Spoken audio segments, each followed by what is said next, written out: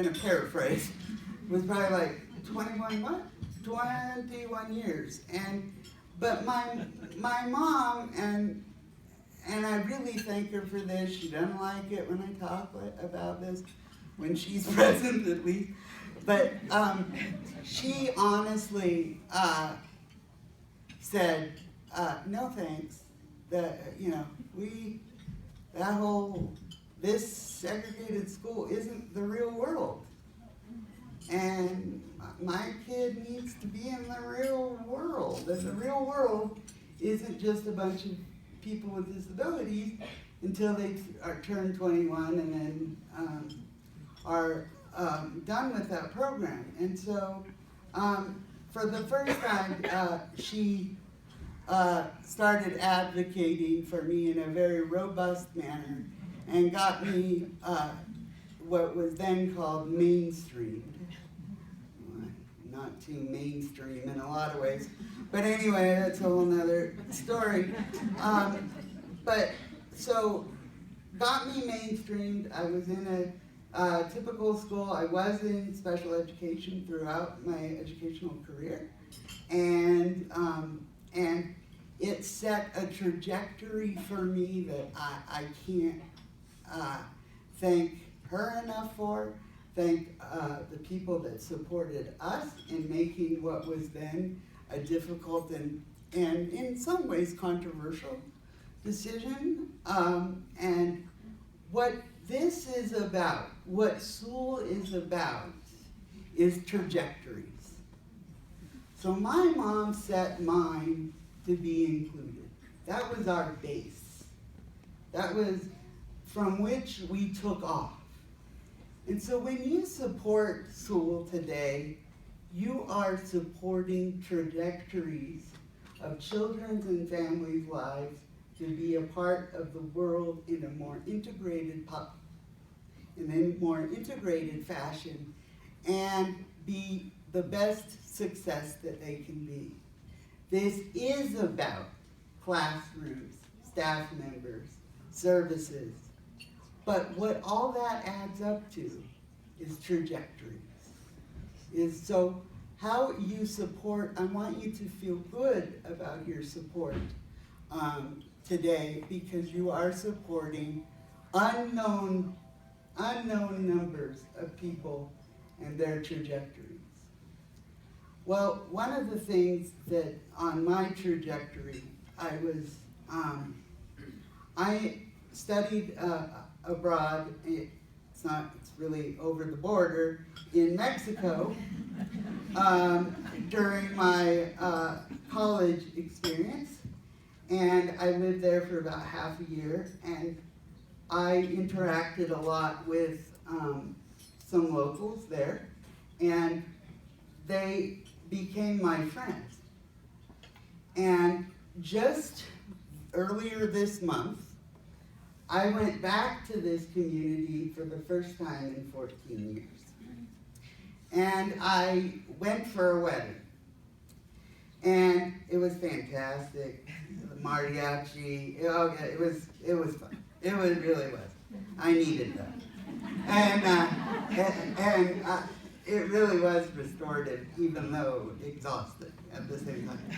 But what was fascinating to me is that when I was picked up at the airport, and of course that day I had every airport nightmare that you could have, like 8 delays, lost luggage, just bumpy plane rides. It was awful. So my friend Jose, who was going to be the groom, picked me up, and he said, okay, we gotta hurry. And I said, well, you're driving, they messed it up. So we drove to the neighborhood where I met these folks, and I still am to this very moment, amazingly touched, because as the car turned to the front road, of the house, there were people hanging out in the streets that knew me, a new generation. Their brothers and sisters knew me, and the street roared. And the street roared. And I thought, boy, am I one lucky son of a gun. I have people that are willing to go out in the streets and roar for me. And we all need that in our lives. But so me, being me, out in the community has created 10 hardcore disability advocates. And all they did, all I was with them and was with myself, was myself. So that gets to the point of, it's not what I hear a lot, or what I heard a lot in my advocacy work in public schools was, this won't be true inclusion, they'll just be breathing the same oxygen. They'll just be in the same classroom, breathing the same oxygen. Well, if you do a poor job at programming, that might be true.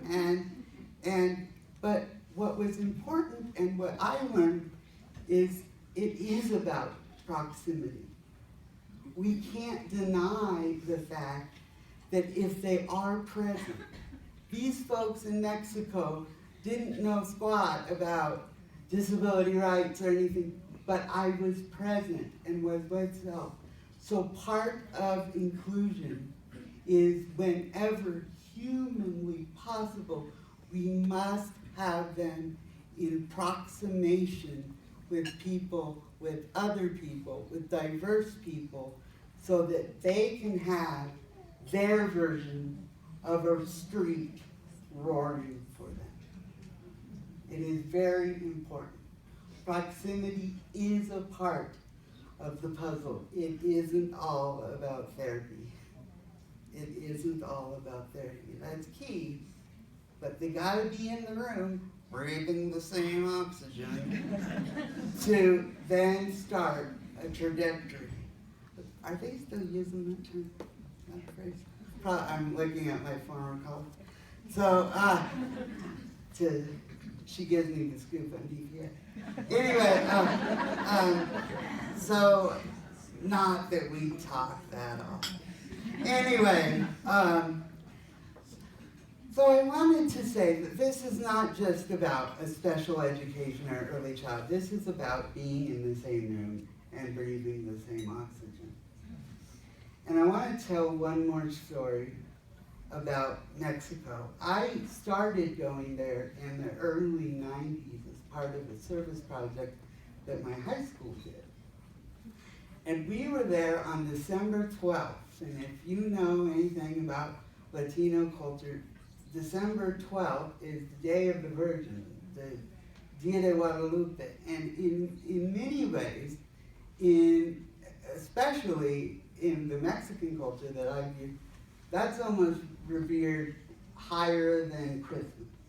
I mean, Christmas is pretty important, but Dia de Guadalupe is really time to be circumspect, but also let your hair down, believe me. So it's about a combo of that. And I was dancing and being crazy in the plaza like everybody else. And this man tapped me on the shoulder. And he said, "My son is like you." Okay, and I said, "Okay, how?" And the music was loud, my Spanish wasn't as good, so this was a little bit of a challenge. He likes to dance like you. And as if I didn't notice before, I don't know why, I noticed that he had what I think was about a 6-year-old, 7-year-old in his arms, dancing. And I could immediately tell that Lupe had cerebral palsy. And as someone with CP, I felt an immediate bond. And he said, the father said, some of the people don't let their kids out of the house, but my kid's always gonna be in the plaza and dancing like you. So whatever we do, we want to support the dance. We want to support the dance. So how do you become this advocate guy that I supposedly am and all that stuff? Well, it helps to come from a fiery family over there. That helps. That's nature and nurture dancing together. See? Put that together. Pretty good. And so I just, for me, and they know this too, I have an interesting relationship with authority. Say that. I have an interesting relationship. Sometimes we're on good terms. Often we're not talking to each other, you know. But that kind of instinct for me was always like, the most important question is why? Is why? Or that doesn't feel right. People always diminish sometimes that your gut. And I always had a feeling of things not being right in my gut. So what does that mean? It meant that my mom was often consulted at school about things, and I was one of the favorites. I'll just tell you, I just told you to go away with a great smile, you know? But I was telling people and had assertiveness about my therapy, about things like that, always. And then, as time goes on, I start realizing that this whole advocacy thing, and this was kind of a tough moment for me, because advocacy isn't easy. It isn't cheap. And as you're making out your checks, social justice and advocacy comes with a cost. A personal, emotional cost, and a fiscal one as well. To do the right thing is not cheap. It sometimes takes those special services. It sometimes takes those extra donations. It sometimes takes that playground made it accessible that cost an extra $5,000. So inclusion and advocacy doesn't come cheap. And as I became and went through my final years of school, of elementary school, it was kind of a rough moment to hit me that this wasn't gonna go away. Like, I'm gonna have to be an advocate, like, all the time. And it's hard because sometimes you're tired. And you know you're not getting the right things like you deserve, but you have to always speak up, and sometimes you're like, I'd like to lie down and watch Dr. Phil, but I can't. I cannot do that. I don't like Dr. Phil, but anyway, like you care, but anyway, I think you can, whatever, it's not about that. That's my ADD figure. Anyway, so it kind of hurt me. It was kind of this notion of what life was gonna be like, that it was gonna be a struggle. But then as I kept going, I figured, why not use that energy to also help others? If I was gonna have to do it, pay me to help other people have to do it. Because they can't do it all by themselves, because they wanna lie down for at least a minute and watch Dr. Phil. They want their kid in a regular classroom, the most possible. They want their kid to have the right services, whatever that means. They want their kid to be on the best trajectory, but sometimes you can't do it alone. And I certainly had many times where I couldn't do it alone. It was just, the system was like a wall. And you had to find those little places where you could make deals and fight and choose your battles in some cases and find progress.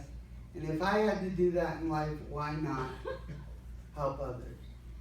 And so that's why there are a few people that came up to me today and said, remember you advocated for my son and we were in that room and I just was so mad and we were just so frustrated.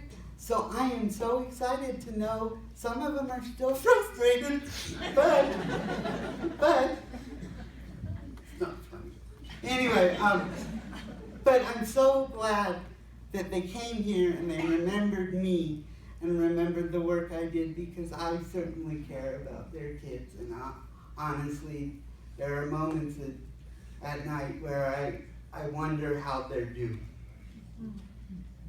Because the thing is, when things start getting better, the advocates don't get calls. So, I mean, that's the truth. It's just, you don't hear a lot of good news as an advocate. And so I don't know what happened, so it's really cool to have just a few folks in here. It's like the circles of my life coming together here that I have worked with. So thank you for coming up to me and reminding me of those moments. And I wish you the best. Thank you. You're welcome.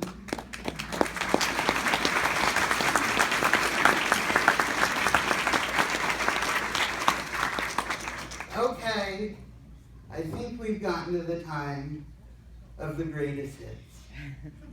Everybody, it's like Bruce Springsteen will never do a concert without singing Born to Run.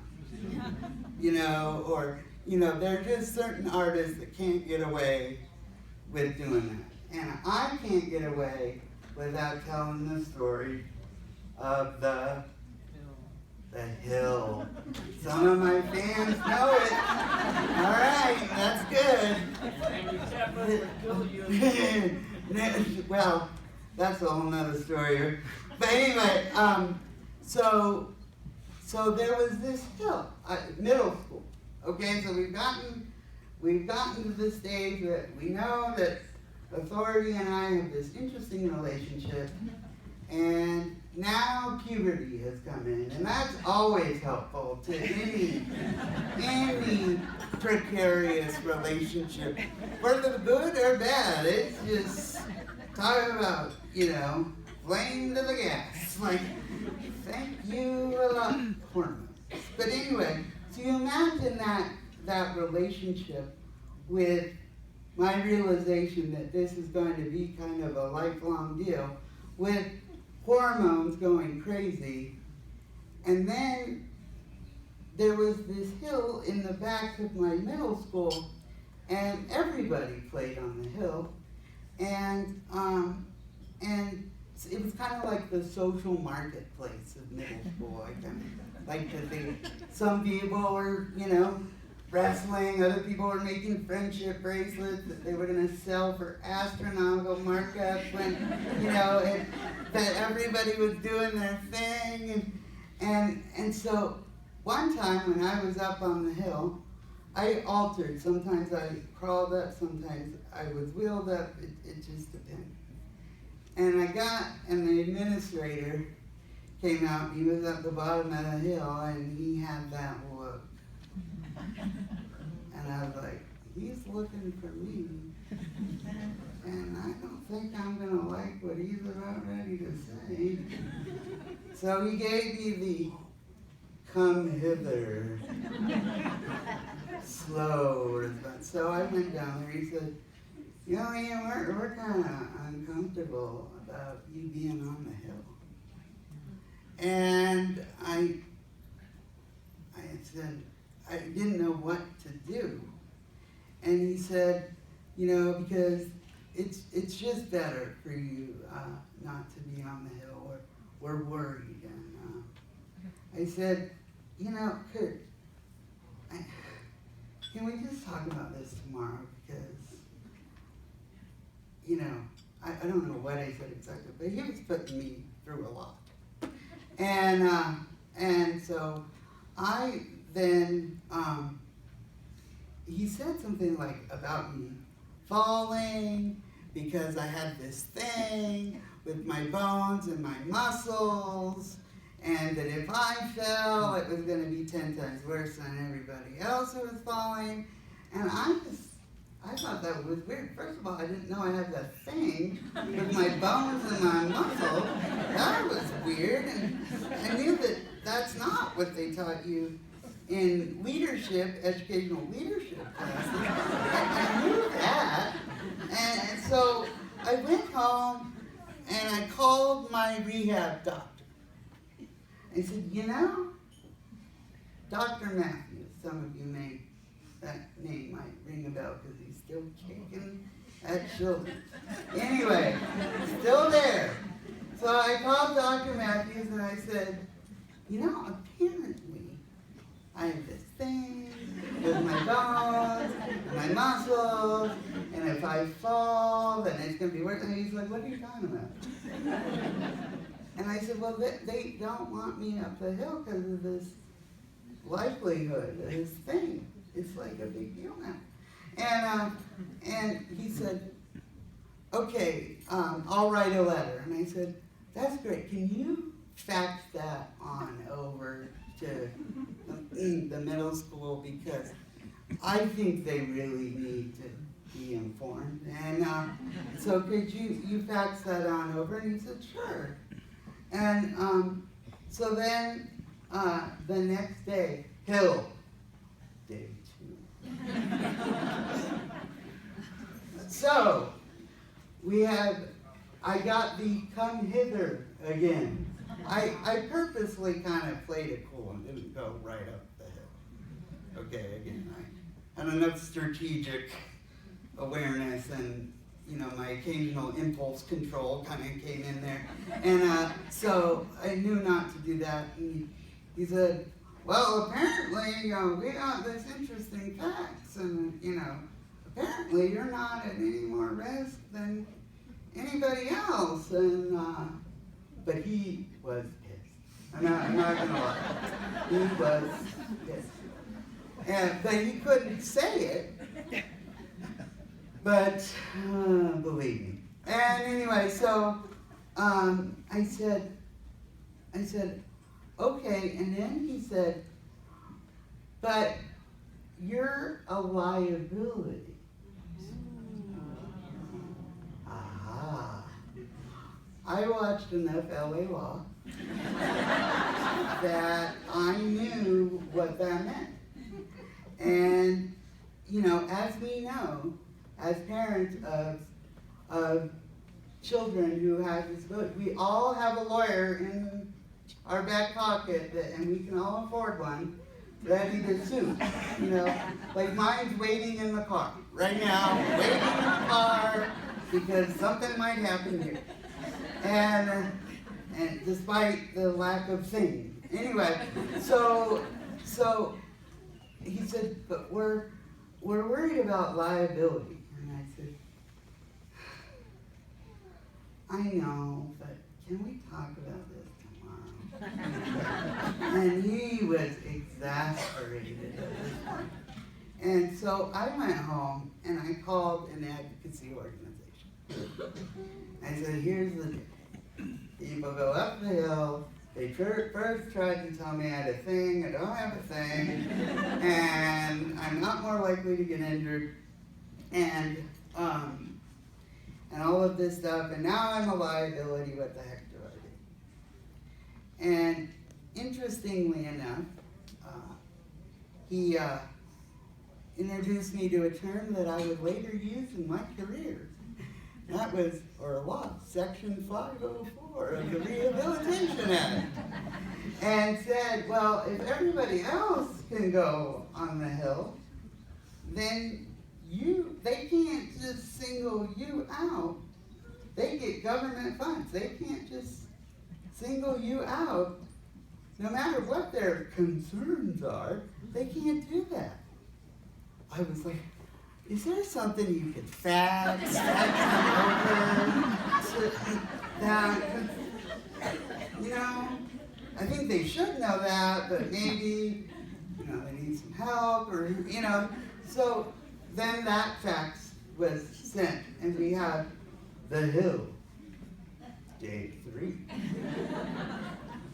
And so I'm waiting and waiting and waiting and waiting to come hither. And I finally get it very late in the school day, and it was come to the principal's office, you know, those white slips. And so he comes in, and he was unbelievably angry with, steam, we're talking. And he said, well, we've been on the phone all day with our lawyers. I'm like, I bet you have.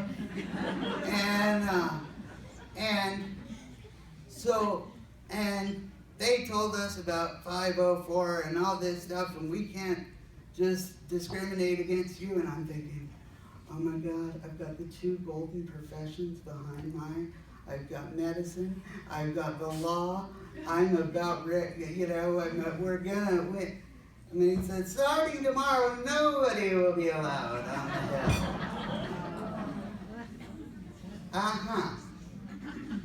That was one of the most, so then Section 504 doesn't apply. And he wins. And that was one of the most deflating moments in my history, in my past, because I had done all I could do, and I was this young middle schooler, and I really, I thought you just call the doctor and the lawyer, and if they agree, then it's great. But that made me realize something deeper later on, that it isn't just about getting up the hill, but that being disabled was going to be also about people having lower expectations of me and discrimination. That was discrimination. And no matter what, he was not going to let a middle schooler win that battle. He wasn't going to do that. His ego was too big.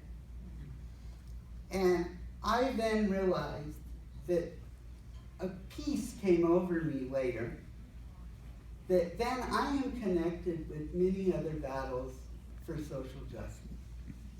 That I can't sit back and be something just about for the right classroom, or just about for the right services. That this is a bigger picture. This is about treating people with respect, without discrimination, and giving everybody a shot to teach us who they are and who they can be. And that, later, was energizing to me. Energizing to me. So I want to tell you, and I had to take a break, I'll be honest. I didn't advocate for stuff for a good while. Because I just felt like, what's the point? And I know many of you parents who've had to go through it at a certain point. You go, what? I'm tired. What the heck is the point? Well, there is one. Because no matter what, we all have different hills. But no matter what, we have to still keep climbing. We have to do it. It's not just about me anymore. It's not just about your kids anymore. It's about making the world a more inclusive and welcoming place. So I will end this by saying thank you to Sewall for the invitation. Thank you for your donations, and rip up your checks and make them for larger amounts at this point. I want you to, because it is important that it isn't that we just get inspired here, but that we fight for something bigger and get included in here. And like I said, inclusion ain't cheap. Justice ain't cheap. So whatever you do, keep climbing.